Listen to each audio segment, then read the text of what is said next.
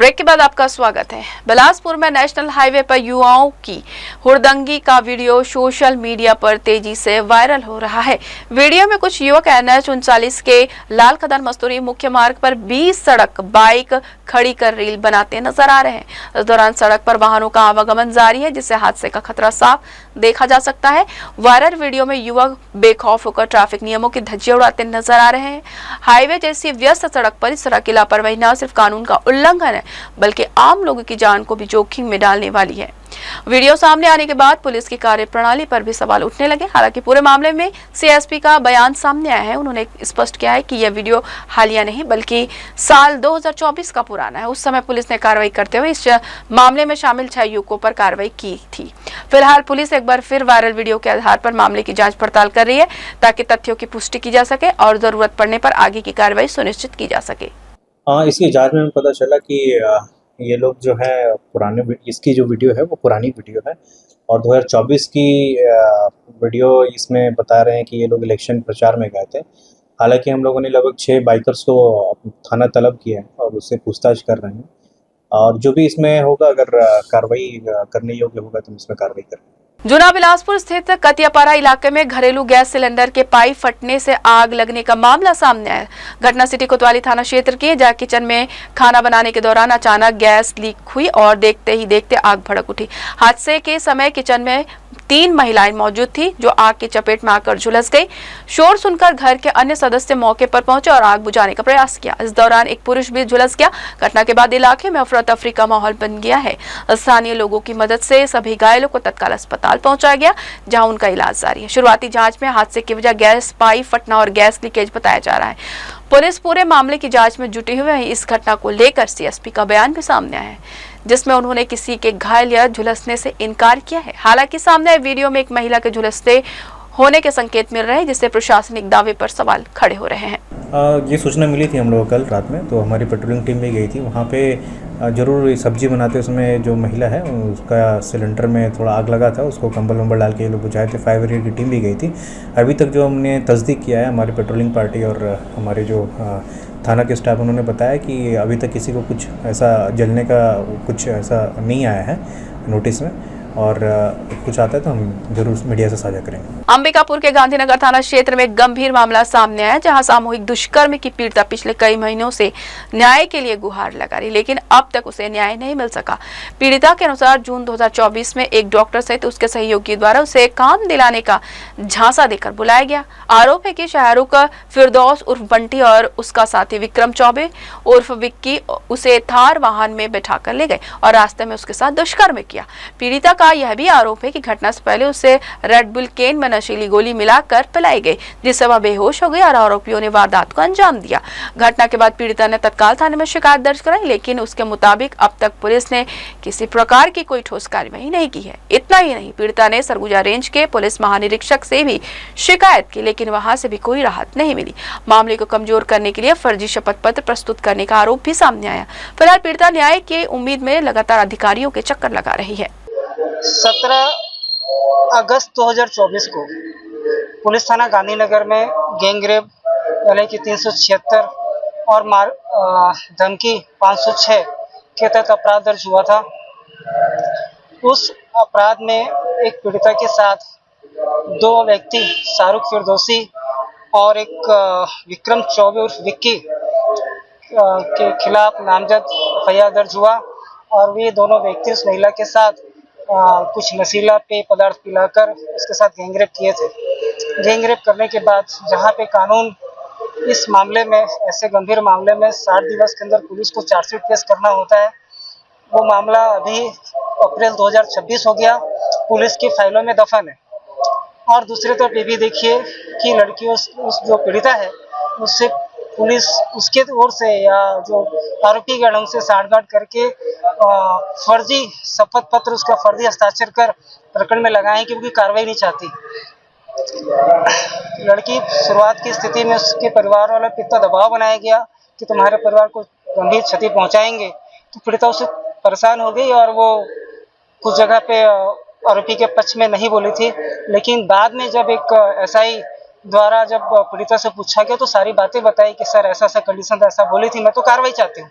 मेरा सिर्फ ये है कि अगर किसी महिला के साथ या किसी भी व्यक्ति के साथ अगर कोई गलत हुआ है तो ये पावरफुल लोग उसका नाजायज फायदा न उठाएं, उसी तरह से प्रताड़ित न करें। सिम्स अस्पताल में बर्ड फ्लू की आशंका को देखते हुए विशेष तैयारियां शुरू कर दी है। सिम्स के डीन डॉक्टर रमणेश मूर्ति ने जानकारी दी कि जिला प्रशासन के अलर्ट के बाद अस्पताल प्रबंधन ने एक अलग आइसोलेशन वार्ड तैयार किया है, जिसे बर्ड फ्लू वार्ड के रूप में विकसित किया गया है। उन्होंने बताया कि इस नए वार्ड में फिलहाल 8 से 10 बेड की व्यवस्था की गई है, जिसे आवश्यकता पड़ने पर बढ़ाकर 10 से 12 बेड तक किया जा सकता है।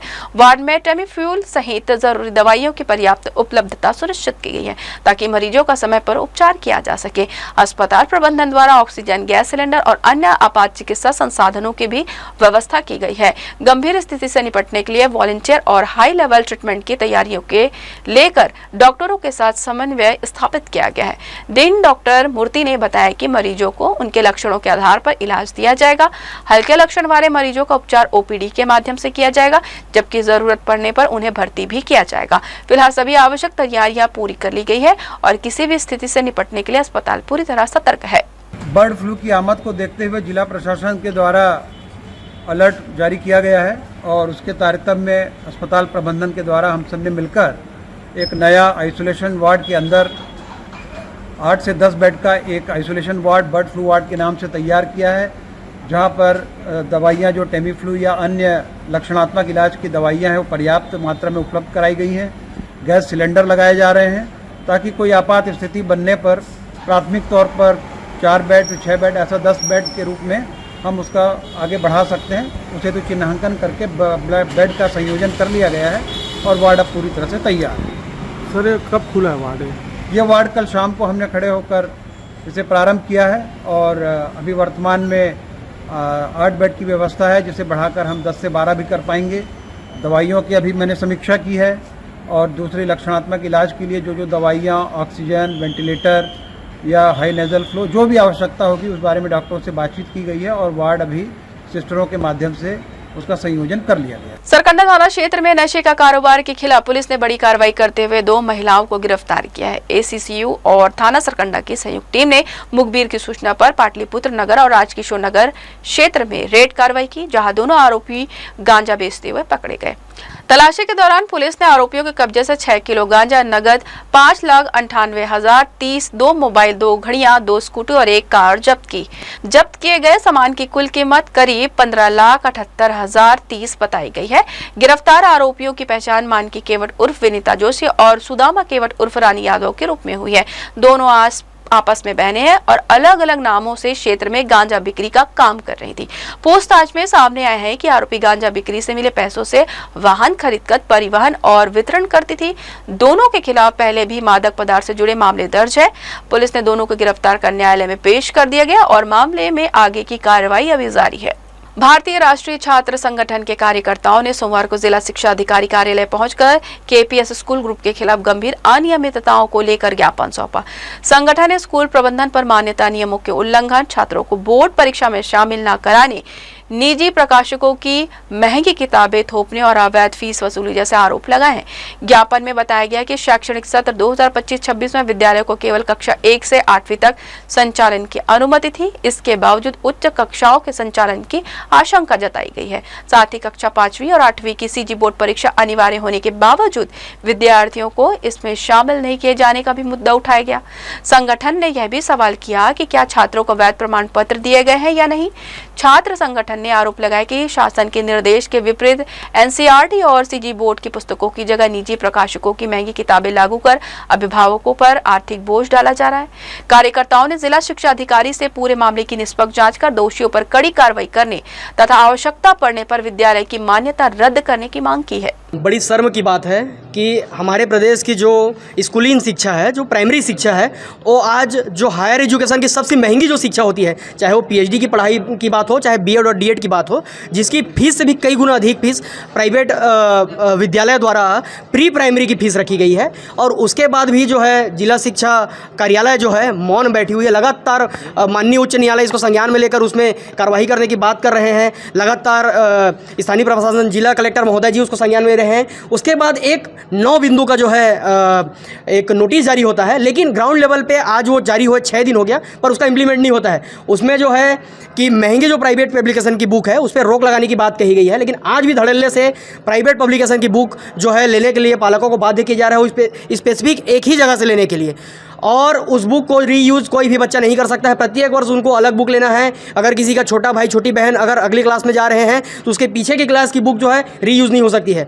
उसी के अलावा प्रत्येक वर्ष बिना किसी प्रकार की सूचना दिए यूनिफॉर्म को परिवर्तित करने का काम किया जा रहा है। जी, पिछले हम लोग एक हफ्ते से जिला शिक्षा अधिकारी से अवगत कराया जा रहा है कि इन सारी समस्याओं को लेके उनके द्वारा एक नोटिस भी निकाला गया और सारे जितने भी महाविद्यालय हैं विद्यालय हैं उतने में भेजे गए हैं, पर इनके नोटिस और इनका जो आदेश है उनका अवहेलना करके जितने भी प्राइवेट स्कूल हैं ये उसका किसी भी प्रकार से मापदंड पूरा नहीं किया जा रहा है। COI के जो पदाधिकारी हैं वो आज आए हुए हैं और उनके द्वारा मांग की जा रही है कि ऐसी शालाएं जो कि CBSE से मान्यता प्राप्त नहीं है और वो वर्तमान में NCERT का पाठ्यक्रम चला रही हैं, इनके ऊपर क्या कार्रवाई होगी।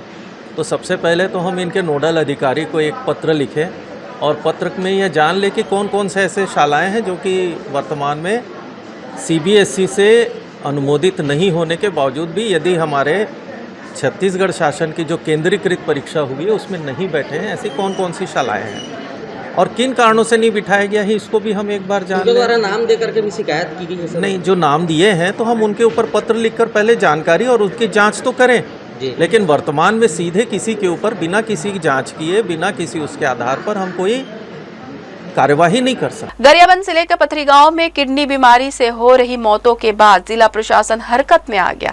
सोमवार को गांव में मेगा स्वास्थ्य शिविर का आयोजन किया गया, जहां बड़ी संख्या में ग्रामीणों की स्वास्थ्य जांच की जा रही है। शिविर में डॉक्टरों की टीम के साथ CMHO भी मौके पर मौजूद है, जबकि PHE विभाग की टीम गाँव के पानी की गुणवत्ता की जाँच में जुटी हुई है। जानकारी के मुताबिक अब तक गाँव में 8 से 9 लोगों की मौत किडनी संबंधित बीमारी से हो चुकी है। वहीं 7 लोग अभी भी इस बीमारी से पीड़ित हैं।